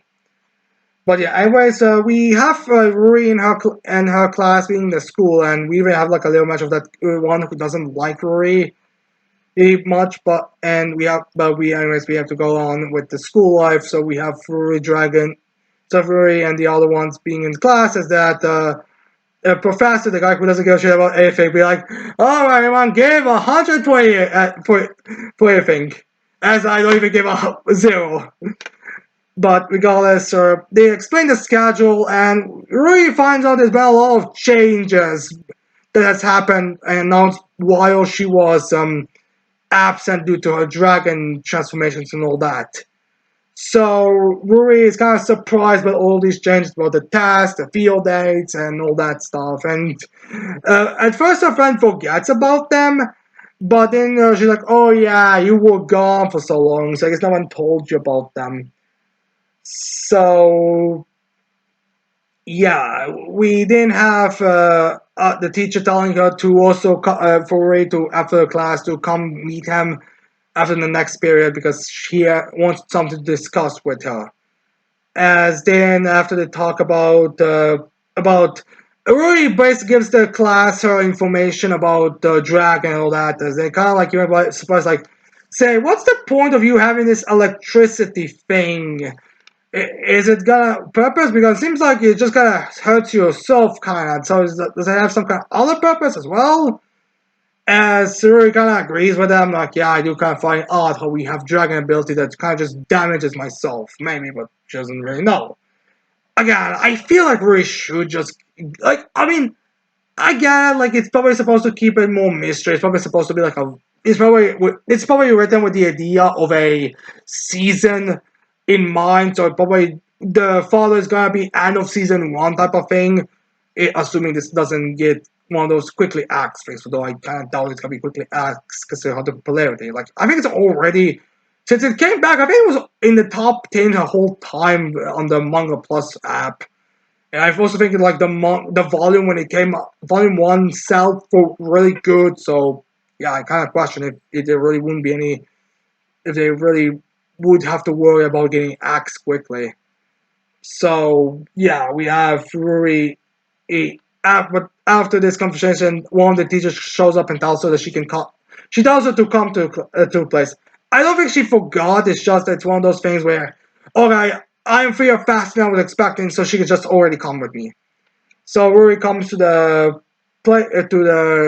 student to the teachers' lounge, and some of the teachers are like, "Wow, we really do have a student with horns. I did not expect this." Because not everyone saw her. I mean, she was off from the school for a while, and now she is back. Again, and now this is the first time some teachers see her. As then she sees her homeroom teacher who's in the corner. Be like, "Hey, come over here. I am here. Come, let's discuss it." As Ruri and him discuss about a few things, he asks her about the new information. She tells her that she's not planning to keep it a secret or anything. Which he also said there is a secret that she wants that she needs to that a secret she's keeping. Although I'm not trying to say that this is supposed to be an ability that she already revealed, or if this is something that only she knows. Because I don't think there's any kind of hints to anything like something that she shouldn't tell. Maybe it's like another ability that she didn't want to reveal yet, or something. Like maybe that she's starting to grow wings on her back or something. I don't really know, but regardless, I mean, maybe it's just a thing where it's kind of awkwardly worded in an English thing because there have been things that just been not well done. Even in official English releases, there are sometimes problems. But yeah, I think there is some kind of secret mention, but I don't think it's like anything big yet. Again, this is more of a slice of life series, so I don't think there's gonna be any action or something like that showing up anytime soon. So yeah, anyways, then we get to the reason why this guy invited her here, and that's to discuss the sports committee. He kind of asked her first, how are you in terms of sports? And Ruri says she's not into sports, she doesn't like it, she's not a big fan, which is the reason why the little going to that sports center thing had like little jokes about how her mother's like, are you really my daughter with how bad you are at sports? So Rory is kind of like that here, where she's not a fan of sports, and then this guy says, "Ah, good. So I don't think there's gonna be many issue here, but because he says, you see, considering your horns, the fact you have weird abilities popping out randomly, like your fire breathing, electricity." I think it would be best in all our interests if you instead focus on the sports action committee, which I don't exactly know what that is, but I think from what I could tell, it's like a thing where it's the people who help set things up, the ones who are more in charge of, the next event is gonna have it's gonna require balls, but we cannot, but but the balls, if they are set before this or in stored near it, could get in the way. So let's instead have you guys, alright, there's gonna be a break period doing there, and you guys are gonna be rolling them over for the next committee, for the next activity or something like that. So I think that's what this action committee stuff is. Like, she will still be part of the sports day and the field day and all that, but she's gonna be more the sit to the side to lock and help more with making sure that all the equipment is there. I imagine she would agree with us. She'll be kind of disappointed that she can't play with her friends. There might be like a thing where she's gonna feel bad about it, but I think it makes sense. Like, I feel there's probably gonna be more to it because of the fact we are ending this off with it. So there's probably gonna be something to it, but I do imagine it's gonna be a relatively chill thing. Maybe she's gonna be an emergency sub or something. I don't really know if that was a good idea. Again, I don't really know how we're gonna go with this. Like, I don't like the way how stories are written. Doesn't give me the vibes that we are going to have characters. We're gonna have really like just a whole chapter for sitting on her ass and watching everyone else do stuff. Although maybe this is gonna be like a chapter that's gonna focus more on flashing out the entirety of the class a bit because I feel like I don't think the field that's gonna be the next chapter. Maybe it's gonna be like a chapter after that one, but I imagine it because I do think it's like a week over or something over gap, so I could see this kind of being a thing where she sort of is just a chapter focused on the classmates where Ruri just kind of helping them generally. But yeah, Ruri, I'm doubting she's gonna participate in the field day, but she could. Again, it's a story. Also, I'm hearing apparently that after this chapter, Ruri Dragon is gonna go on not a hiatus, but it's gonna change its release schedule where it's gonna become like a every other week thing or a bi-weekly thing. I think it's the proper term. So she's not gonna be so because of the rider's health, and I also imagine between a lot of riders struggling for the end of the series, with Ruri's drag offer needing to take like what 2 years of a gap before the newest chapter's release. I think it's very likely that Shonen now tries to consider people's health a bit more. So I'm guessing that Ruri is gonna be. So yeah, it makes sense why they would decide to go on more bi-weekly basis. But yeah, that's another chapter. Then we get to the third Mashima series, and that is Dead Rock Chapter 10, Slaughter. AKA this chapter slaughtered the previous two chapters for Mashima this week because this one was easily the best. I guess the month break does help in terms of story.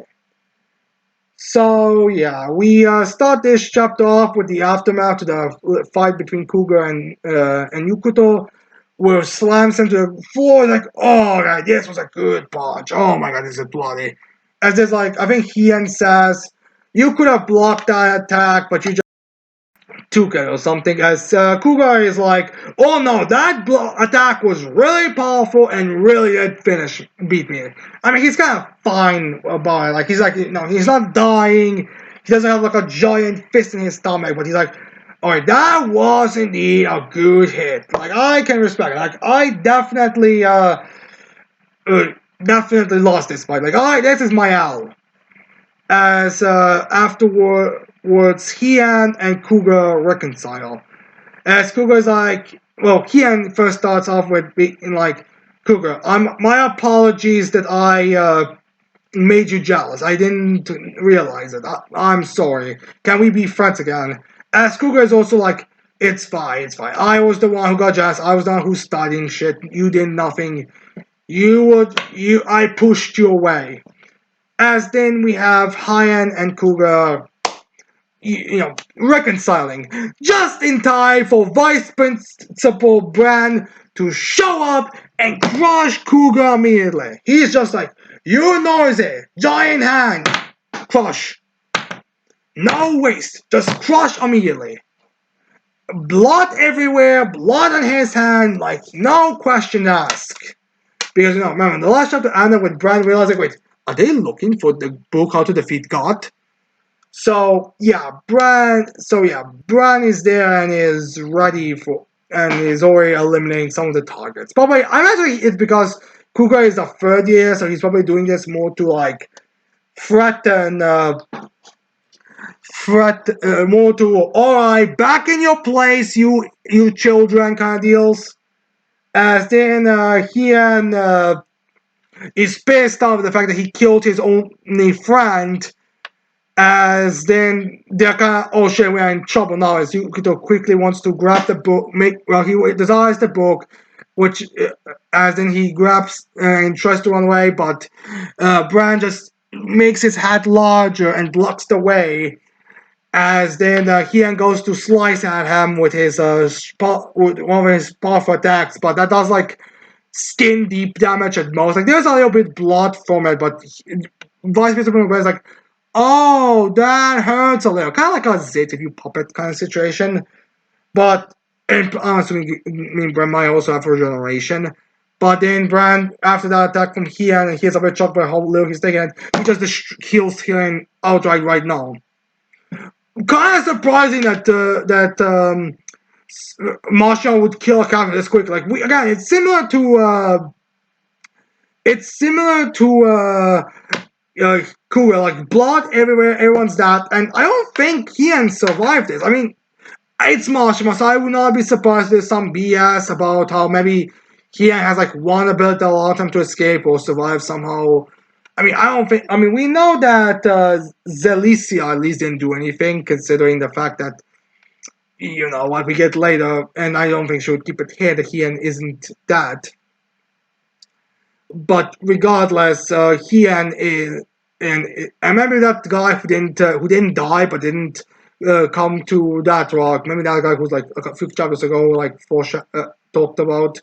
Maybe that guy saved him, but for right now, it looks like Heian is that, and we'll see if Mashima will try to bring him back like he did with Orochi guy.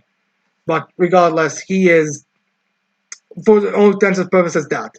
And afterwards, Bran, after the killings here, he's then like, kid, hand over the book now. As you can discuss, he doesn't respond, he's just shocked that Heian is dead so easily, so quickly. As then Bran kind of like goes there, smile, maybe try, like, first you think he's gonna try to be kind of sweet about it, like, kid, please give him back, but no. He asks you either normally or angrily, as then he goes insane. It's like, kid, give me the book back or I'm crushing you all like ants. And that even more scares Yukito to the point he drops his book, and Celestia pisses herself, like, not in a fantasy, right? Because at that point she's transformed into a bird because when he blocked when he blocked the bookcases case with his hat, he kind of breathed in her, and that was enough to send her webs of the force. So she was in the bookshelves, and now she transformed back into a bird form, and she pissed herself a bit. As Yukito's scared to a point, he drops the book, and then he asks, I'm guessing he asks normally this time, maybe he's still furious, like, pick up the book and give it to me. And Yukito, we can't wait for it, but we have Yukito saying, yes, sir. As Yukito, I'm guessing, just picked up and like scaly and put the book in Gigan's, in the vice principal's hands, and I'm assuming that he's like, I'll pick up my friends and we'll leave now. Is that fine, vice principal, sir? And also Brown was like, fine. I imagine it's not uncommon for people to go against looking for the book to kill God, but it's more of a, if they do, we'll threaten them, and they better be ready. We'll kill them if they do not obey immediately after. Which I mean, it's kind of weird that you could have got away from it, but I think it's like one of those things we don't object to it, but expect severe repercussions kind of deals. So yeah, Yukito, and everyone goes back to their dormitory as he tells how he ends death, and he's kind of shaken about this. As he asks the necromancer lady first, can we bring him back? And she explains to him, no, we can't bring him back. If he had a body, I could, but because he was just a blob of blood, I can't do anything. So he is dead for all intents and purposes. So yeah, we have to wait a bit to see if he really isn't gonna come back or not. But we'll wait. I wouldn't be surprised if he does return in some form of way. As they have Yukito being very, is being very like angry and sad because he hoped he could be Heian's friend as well. Like the thing he does view them as friends. And Celestia, who is a bit chill about it, which is fine because the fact she was pissing herself, probably trying to like regain some dignity, if you ask me. He's like, oh, are you giving up on your goal now, Yukito? As Yukito is like, no, he's still determined to kill God. I am going to kill that bastard. I am going to do it. Which I don't think it's a good idea since, you can't try to get the book to kill God, but whatever. And Alicia's like happy about his that he still has his resolve. And she's like, all right, and she pops out the book on God's roots, which clarifying how he actually straight up is God, which is supposed to be the fake God, but I don't know, maybe it's like expected this person, this fake God is taking control of the real God's body, or maybe this fake God is like impersonating him, like down to the wire, like everything, his memories, his appearance, his powers, everything. So maybe that's the idea. But regardless, Valizia has the book, and Bran looks at the book that he was given. I'm assuming he did check it when Yukito first gave it. Like, oh, he was like, here's the book. And you're like, all right. And he kind of laughed without even checking it. But regardless, whatever the case may be, right now, Bran is looking at the book that was supposed to be God's Roots. But he finds out it's a book about. Apparently, if someone who's older or a person is unable to control their blabber, because remember, when Zalicia got scared, she pissed herself, and this caused her desire to have a book that was output contained, and now Bran has that book to for the fixing. As Bran's very pissed now. So I'm assuming there is gonna be some kind of reaction towards it. Maybe next chapter Brian's gonna inform of what happened, and God's gonna be like, "Hey, it's fine." Or maybe Brian's gonna have a forced inspection to make sure to find a book. We have to wait and see how this is gonna be reaction because again, like Brian is aware they gave him the fake wrong book, and he from visual. I mean, he may not be able to say, "Oh, you swapped that intentionally," because Yukito did give him the book properly. Like, he grabbed the book when he designed a book for God's Weakness. He dropped the book and then he picked the book up and gave him properly. I'm assuming again, Bram probably checked it, so he probably can say that, but it's how they swapped it out. That's the way the problem is, and depending on how Zalitza does it, you could. But supposedly they will not be getting in trouble with this because like you probably don't want. I don't like even if they are fine with their people being going against God and trying to finish off all that. I feel like there is gonna be a thing where they can't. There's something where they do not want every single person to know there is a book to kill God, and it's very easy to access in the library. I'm assuming it's like because Yukito and the rest are thirsty. That's the reason why they didn't know how the library works. But the rest, I feel like we probably know because now everyone would just kind of go for the book that could kill God. Maybe more strategy in it as well. So I'm assuming that it's gonna be a bit more kept on the radar, but they are gonna be aware those for that class is a problem that needs to be killed off as quickly as possible. But yeah, anyway, that's the end of the chapter of that rock, and when we have to wait a month for the next one. As then we get to the final chapter of the week, being Reincarnated Collisum, chapter 18, titled Carelessness. I would think the next chapter will be more painful for the dial, but whatever. It's still chapter for this week. Anyways, we start the chapter off with a flashback with that kind of gives us more world build and more context for the politics situation as we have the nobles, the nobility kind of people coming to the giantess's place. They're like angry because her secretary told them that Yokito is definitely going to lose against Flian in the previous round, but he didn't.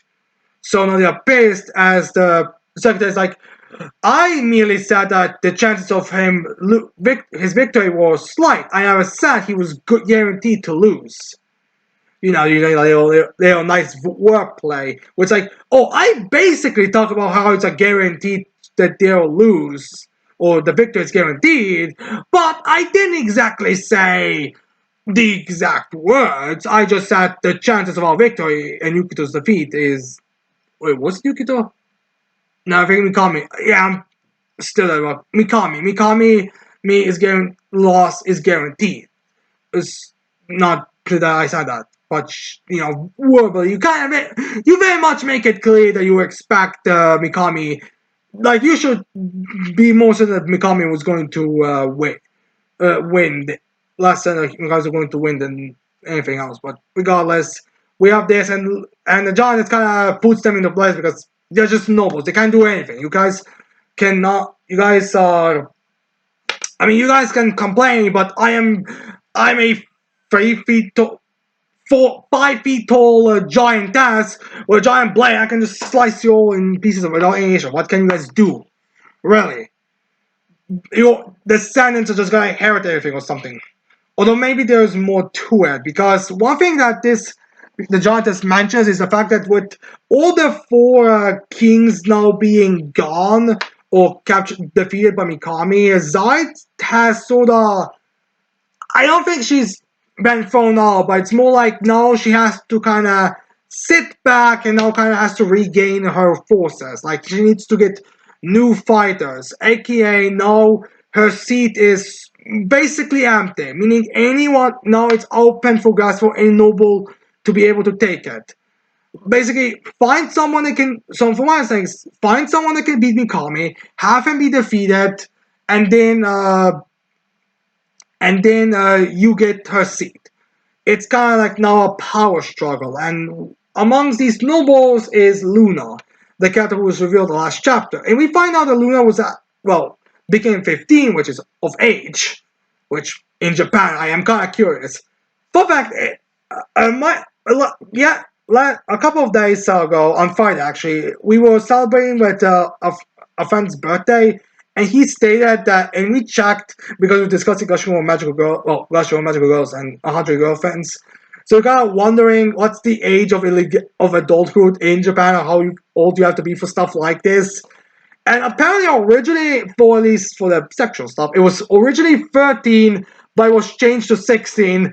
But here we have Luna, who's straight up stayed at 15, and that's supposed to be adulthood, even though she still has her had mate with her, or her personal mate with her, who is kind of trying, like when Luna kind of pops the first, because she has the idea, she wants to take the seat from Zayt the most, because she kind of looks up to Zayt and the giantess, and she's kind of mimicked her persona around them, or based her persona off them, so she'll be able to kind of rule the bit like the same like those to do. But the Ham is like, oh, so she's not young, she's kind of immature and all that. But the giantess is kind of, oh, fine. If you now have someone that can defeat Mikami, then the Zayt seat is yours, Luna. And she can even kind of say, like, she kind of even treats her like this, like, oh yeah, it's good, Luna. She has her like sitting on her, on her, on her. She's like kind of patting her, like, good, Luna. Which is more like saying, be careful now. You just have to win this, and you get the seat. Which, considering, and they also explained to us how and this is also connected to Musashi and Rin's backstory, which this is here of real names, Musashi and Rin. Well, at least I think I got Musashi's name right. I mean, Musashi's name, both of them start with an M, while Rin has her own name. But regardless, we find that Luna used all of her savings as well as made some black market deals and some loans to buy these two, because she recognized their power and skill and they were very likely to win. She's kind of relying a lot on their victory. So if they do not succeed, she'll lose and get into trouble, because again she would lose everything kind of deal. It's like an all or nothing situation with Luna. So she's very much encouraging them to win this fight. She needs them to win, because otherwise she is gonna be in holy shit a ton of trouble after if they don't. So let's see what trouble Luna is gonna get herself into. Which kind of makes me question if this is if the Giantess has some other gain from this. Because she refers to Zaya as an old friend, which in a sarcastic manner, of course, but it does make me kind of wonder if she's also kind of egging nobles down to get more power for herself. Because it seems to not be like. Because right now, it seems like everyone is just going to be giving their contenders to throw at Mikami, for Mikami and his slaves to take down, and they'll kind of lose power. Because again, Luna gave a lot to get these two, and so someone else to beat Mikami and whatever wife he's gonna be picking double team would probably again cost a lot. So it does mean kind of one of the main purpose the Giants say it is less about beating Mikami, but more removing the nobility around there to get more control. Something again, the politics are kind of still vague and during its infancy stage. So I do have to wonder if that is what's actually going on here. But regardless, onto the backstory of Musashi and Rin, we find out that Musashi is at the second is the second hat, is the second born. No, I think he's the second hat, but he's in a position where he can become the leader, or if he gets more infinity than his brother, he can become the hat of the family. But the thing is, right now, their country is in a peaceful state, so there's no way you can get more famous and get some infamy and recognition. So he and Rin, who he says he loves, and we know Rin loves Sam, but how much he loves her is for us to find out. Because with one thing that we also find out in this chapter is that the Musashi is a womanizer, so when they get to the country where they don't really have any power and all that, like they can't just go around doing women. Musashi can't do that. So Rin offers her body because she knows he can't do it in a foreign land. I'm 50-50 in this place, honestly. If you really cannot do women, but regardless, he wants to get infinity and become famous. So the idea plan is this: he'll become infamous and famous in this place. He'll come back home with that title and all that acolyte, and he also plans on. It's not Miri, the one that Mikami Kun is fine with.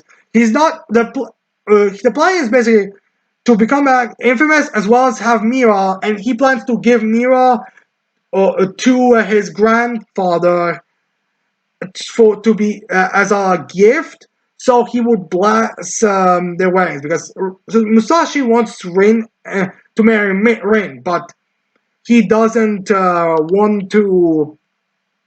But he can't do it because of the way Suzuki, being a ninja, and Kunoichi works. So he has to. So he can't just be like, "Hey, grandfather, can I marry her?" It will look bad. So instead, he just decides to become famous to get the seal of the hat to become the head of the family, and give Rin away. So no, he also gave Mia away to his grandfather, so he would get the blessings.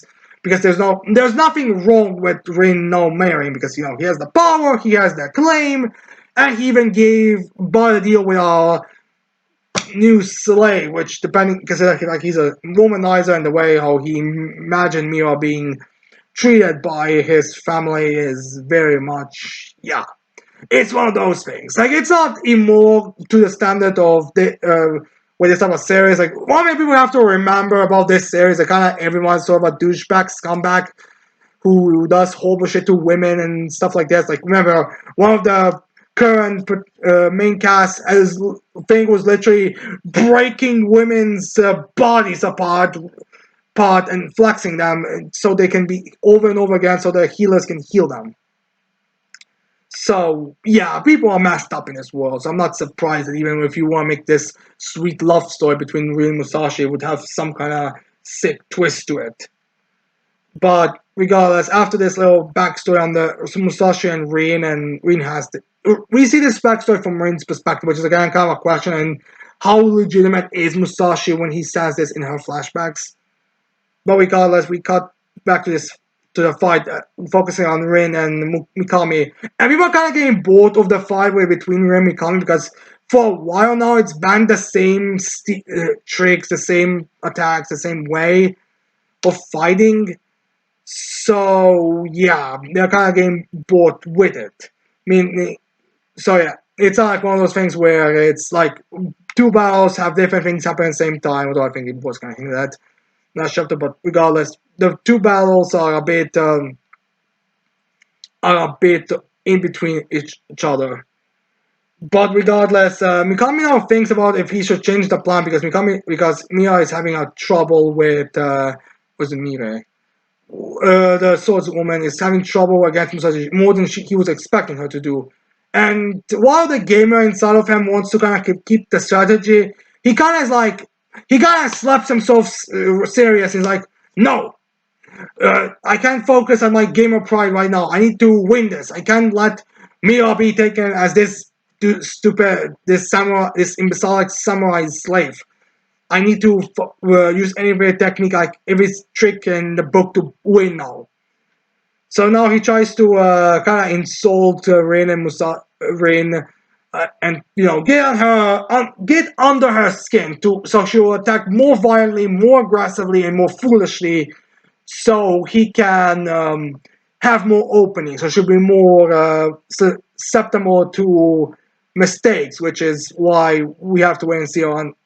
Which I think is gonna be a very good side to see if Musashi does actually love her or not, kind of thing. Because again, like it's a 50-50 shot when it comes to stuff like this.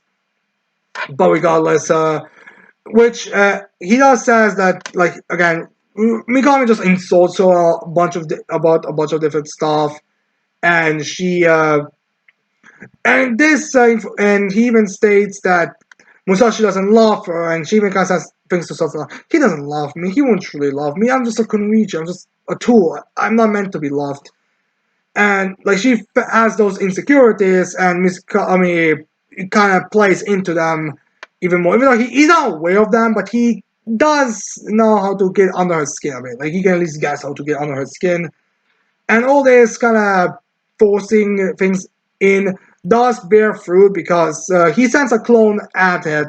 Her, and she violently destroys this clone. Like I'm talking, if this was a real Mikami, it would be one of the most brutal. It would be a very brutal death. So Rin completely loses her cool and he's like, "Oh, you gotta die, you little bastard!" So Mikami, I don't. So I'm kind of getting the feeling like the next chapter is gonna have Rin be defeated by placating the senator. It could be something else. We have to wait and see on that side. But I think Rin will lose in the next chapter because because of the fact she lost her cool, and then we're gonna see how much Musashi really loves her. But regardless, that's the end of the chapter as well as the end of this manga. Although I think at this point it might be 2 hours because how many sets we went through, but whatever. Anyways, I hope you like this video. I hope you leave your thoughts on these chapters I've discussed in the comments below. Don't forget to tell me in the comments below what you've read this week. And yeah, anyways, leave a like, subscribe to this channel for more videos in the future. And when that's it, I cannot wait to see all of you mortals next time. Goodbye.